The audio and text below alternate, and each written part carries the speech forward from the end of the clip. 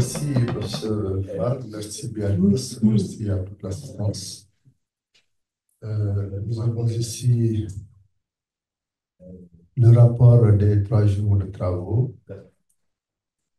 La liste des participants, bien entendu, sera donnée en annexe.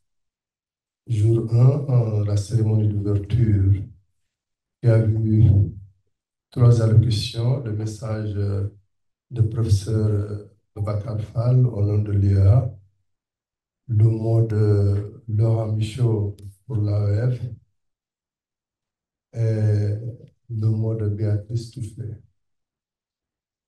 Et après avoir eu le professeur Babacar Fall, quand il a pris la parole, a adressé d'abord un mot de bienvenue aux participants et s'est félicité du partenariat avec la Commission nationale de l'UNESCO, la Commission nationale d'histoire, géographie et d'éducation civique, la présidente du département d'études d'histoire et de géographie de la FASTEF, et s'est réjoui de la tenue de cet atelier qui se fait en présentiel et à distance. Le troisième du genre sur la problématique des chiffres comme mesure de la recherche sur les phénomènes sociaux. Il a retracé, il a rappelé que ce réseau regroupe des chercheurs de plusieurs nationalités et s'élargit pour un partage d'opportunités et de renforcement des capacités des jeunes générations, avec pour objectif la collecte de matériaux pour promouvoir les échanges entre les universités, les instituts de recherche et les organisations de la société civile pour la production de savoir au service des populations. À sa suite, Laurent Michaud a notamment indiqué que l'AEF est un instrument d'accélération qui soutient les consortiums, identifie les compétences et valorise les réseaux et que c'est le premier réseau universitaire au monde. Enfin, Béatrice Touchler, initiatrice de ce programme, a commencé par rappeler l'importance des chiffres en montrant leur emprise croissante dans les décisions politiques pour remplacer les arguments. Et plusieurs exemples sont donnés pour illustrer le propos. Le cas de la France, le cas du Sénégal, et que cette omniprésence des chiffres empêche toute forme de réflexion. Il faut donc éveiller la curiosité critique à l'égard des chiffres. Comment les chiffres sont fabriqués, pourquoi sont-ils fabriqués, par qui ils sont fabriqués. La perte de confiance par rapport aux statistiques officielles qui ajoute-t-elle pour constituer une menace pour les démocraties. Donc, si les jeunes contournent celles-ci, donc les chiffres ils deviennent victimes de discours populistes. Il faut donc permettre aux jeunes de s'approprier les chiffres pour consolider les démocraties.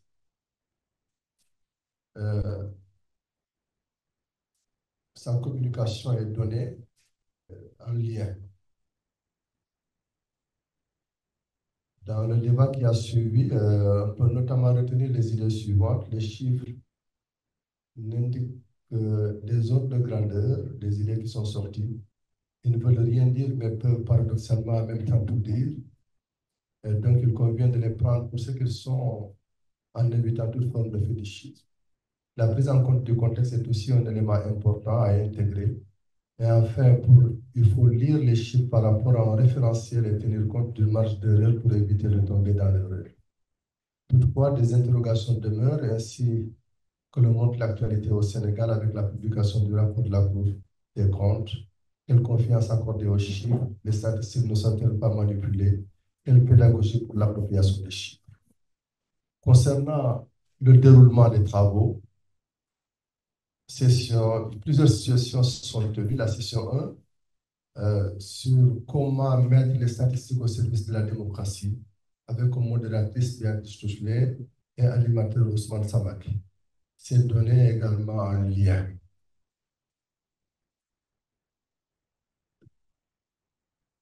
Pour la synthèse du débat, il est ressorti que cette communication a soulevé de multiples questions, parmi lesquelles celle des chiffres et celle de l'énergie pour l'autosuffisance alimentaire.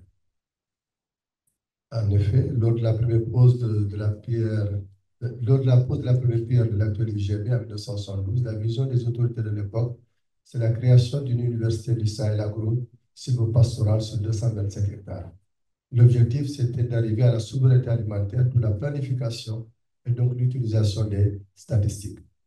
Les échanges lors de ces débats ont mis en lumière le caractère dynamique des chiffres qu'il faut stabiliser pour une exploration optimale et qu'on ne peut gouverner sans avoir à sa disposition de statistiques fiables. Avec le régime libéral, d'abord 2000-2012, puis 2012-2024, la grande préoccupation, c'est l'accélération de la cadence pour arriver à l'autosuffisance alimentaire. Et les échanges ont mis en lumière le problème posé par la manipulation des chiffres. Avec des exemples qui sont donnés, hein. Pendant longtemps, les spécialistes estimaient qu'avec 3 tonnes 5 à l'hectare, on pourrait aboutir à l'autosuffisance alimentaire, mais aujourd'hui, on est passé à 6 tonnes. Mais en même temps, retenir qu'une consommation excessive de riz est notée au Sénégal. Le problème de l'énergie également qui influe sur le rythme d'aménagement est également pointé du pied. Et donc, corriger ces options de départ, minimiser le rapport coût-énergie. Les principales questions qui demeurent après 60 ans d'existence de la SAED ont été soulevées par rapport à la vision de la SAED à quand l'autosuffisance alimentaire ou la souveraineté alimentaire, avec un taux d'aménagement de 40% pour la SAED, 60% pour la SONADER. Comment expliquer l'avancée de la Mauritanie par rapport au Sénégal? Et enfin, en plus de l'identification des niches d'emploi, quelles autres possibilités offertes pour le système d'information géographique? Vous avez là les principales questions qui ont été soulevées. Par rapport à la session 2 qui portait sur le thème comment mettre les statistiques au service de la démocratie, avec comme modérateur Abubakar Gaïfa, et animateur Alex Randiama Gaïfa, notre ami malgache. Le thème, c'était chiffres et démocratie à Madagascar, impliquer les plus jeunes pour qu'ils maîtrisent mieux les chiffres et les enjeux. Ici aussi, la communication est en lien. Un autre animateur, Mohamedou Mustafa Fall, sur le thème la mesure contre les abus de l'appropriation, communication également donnée en lien. La synthèse du débat, là, il va falloir que je fusionne les deux. Mais globalement, les échanges ont notamment porté sur la contextualisation et la fiabilité des chiffres. La problématique revient. Chiffres qui appeurent en période notamment de crise. Le rôle de la presse qui a été également souligné. En 2000, l'État a baissé l'âge électoral, ce qui a favorisé l'alternance. C'est toujours sur la problématique des chiffres. Mais qu'il faut savoir que les régimes ont toujours tenté de réduire leur poids, le poids des jeunes. La question du foncier peut être réglée avec le système d'information, peut être réglée avec le système qui permettrait la population de terre par les populations. Les principales questions soulevées, quel est le taux d'analphabétisme chez les jeunes? La publication des taux de réussite aux examens dans les établissements scolaires ne relève-t-elle pas aussi de la manipulation de l'opinion publique qui commande la statistique? Les deux solutions préconisées lors de ces débats, c'est la formation des jeunes et la régulation. Jour 2.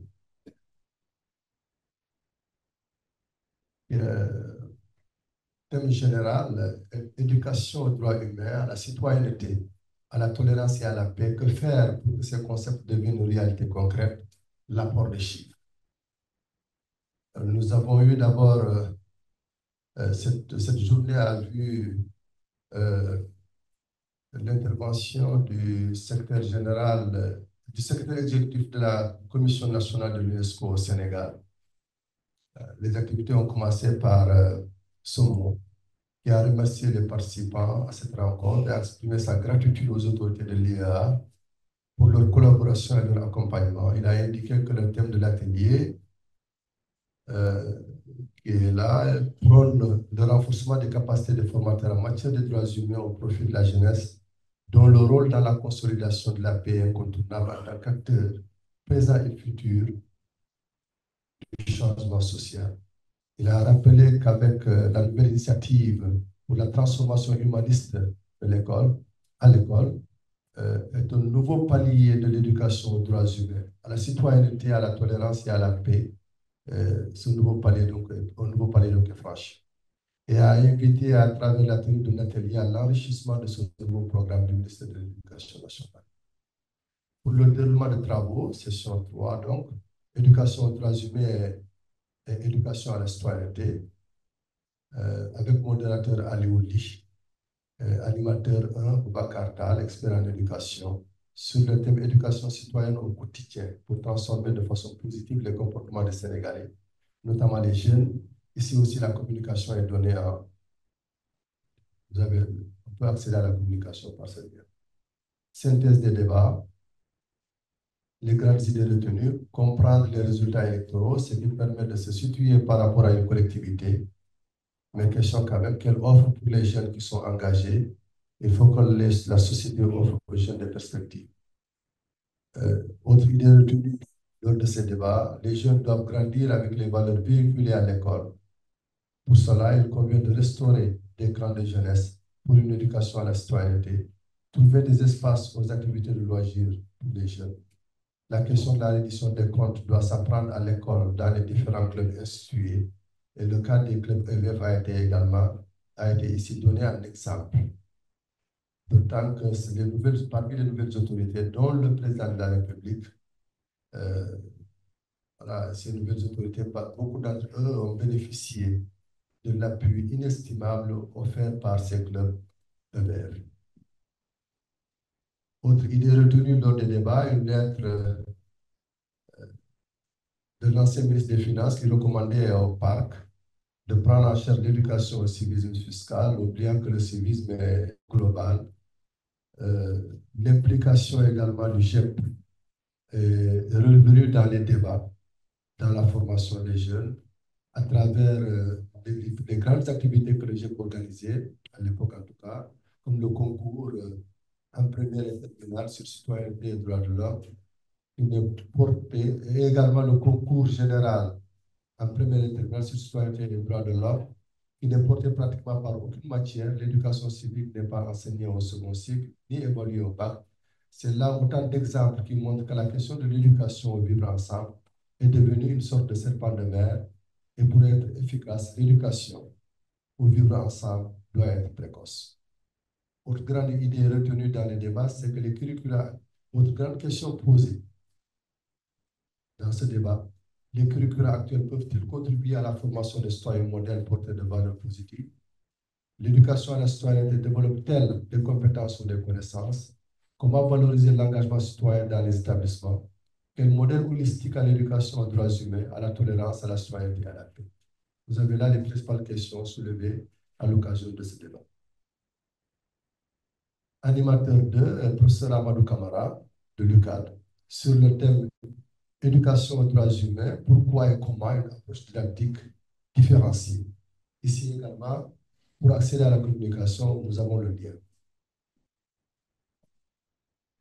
Et vous avez ici la synthèse des débats, une communication très didactique, pertinente, qui complète les précédents.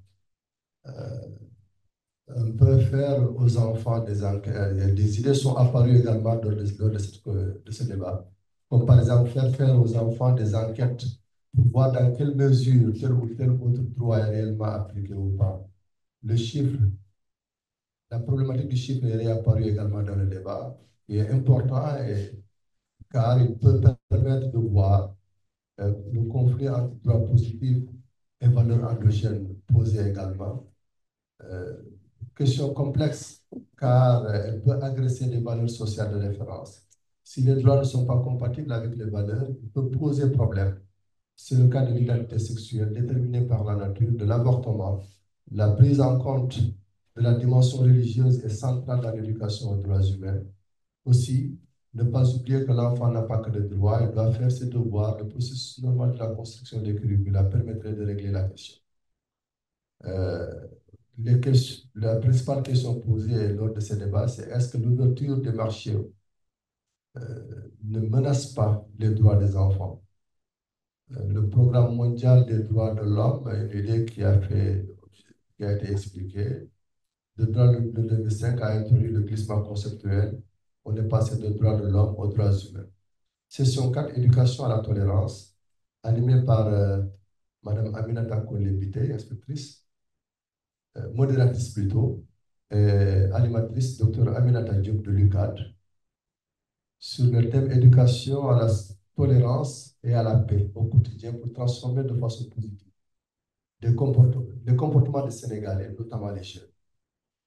La communication est ici aussi donnée en lien. Nous allons probablement revoir cela parce que j'ai relevé que Madame Diop, Dr Diop a apporté. Nous allons prendre la nouvelle version. Dans la synthèse du débat, il est apparu que c'est un champ extrêmement important. La notion de tolérance charrie des dimensions d'humanité. Et que cette notion va se poser en termes de voisinage. On est condamné à vivre en paix avec ses voisins qu'on n'a pas choisi. La religion musulmane au Sénégal qui est dominante sacralise le voisinage. La problématique du boom démographique a été soulevée, qui constitue un vrai problème en termes de promiscuité, de cloisonnement, etc. Et que les différents facteurs qui expliquent ce phénomène, qui sont à la fois individuels et collectifs, sont passés en revue. Et parmi ces facteurs, on peut indiquer l'ignorance et le manque d'humilité. La problématique de la violence aux femmes, milieu rural, milieu urbain a été également abordée. Donc, il faut convoquer ici comme solution les savoirs endogènes pour valoriser la tolérance et éviter des discours haineux, notamment certains concepts qui font aujourd'hui de plus en plus leur apparition dans l'espace public, exemple de la piquilité. Session 5, forum d'échange. Sur le thème quelle stratégie pour stimuler la tolérance des comportements, les apports des chiffres. Modérateur Cheikh Ahmed Tidiane Dia, professeur d'histoire-géographie au lycée Amari Laxet de Thiès. Premier animateur, Aboubakar Gaïfal de l'IEA de Saint-Louis.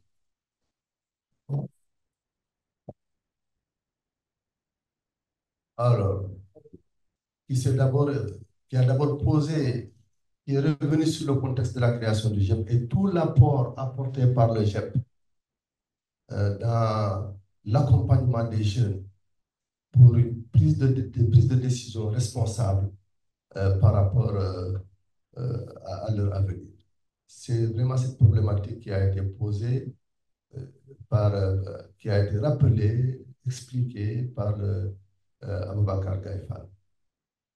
Le professeur Elhaj Habib Kamara de l'UQAD également a fait une communication qui est donnée en lien. Et Khalid Dussi de l'Université Gaston Berger de Saint-Louis également est intervenu.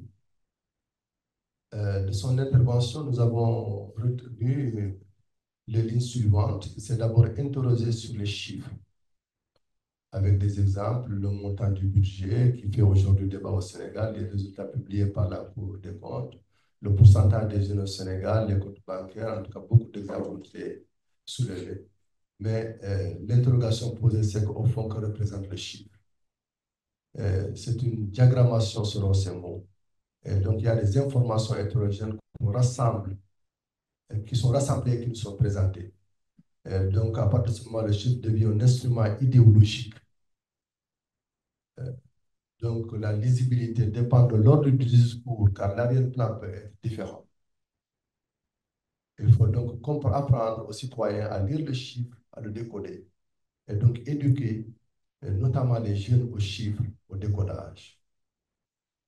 Donc, d'explication sur ces éléments-là, les chiffres ne mentent pas, disait-il. Et pourtant, oui, ajoute-t-il, les chiffres peuvent bien mentir. Le chiffrage comme acte politique, autre axe important de son intervention. Ça a été abordé. Et dans la synthèse des débats, il est revenu sur certains concepts, notamment Serious Game, qui est de reconstruire des jeux de rôle qui mettent les citoyens à leur place. Les chiffres ne mentent pas, mais peuvent être manipulés. La problématique est revenue dans le débat. Et donc, l'idée de conscience statistique ne peut se réaliser que s'il y a une éducation aux chiffres. L'une des solutions proposées, c'est la création d'un observatoire des chiffres pour valider les chiffres et permettre aux citoyens de s'engager. L'autre idée forte qui est apparue en termes de proposition, c'est l'institution d'une clinique de la citoyenneté et de la démocratie. L'établissement scolaire, espace d'apprentissage cognitif, mais également espace d'apprentissage pratique. Et enfin, jour 3, session 6, mesurer la production et défendre l'environnement au Sénégal, les potentialités du tourisme, quelle est la place des chiffres, avec comme modératrice Béatrice Touchelet, animateur professeur Benoît Tine de l'Université de Ziguinchor et Dr Pape Makhtar Diaw. Nous pensons pouvoir entrer en possession de sa communication et nous la mettrons en ligne comme toutes les autres. Mais de la synthèse des débats, nous avons retenu. La synthèse des débats indique que c'est un travail exhaustif qu'il a présenté et qui montre un problème global de collecte de chiffres sur les flux touristiques, le profil des visiteurs, le nombre de sites, le montant généré, etc.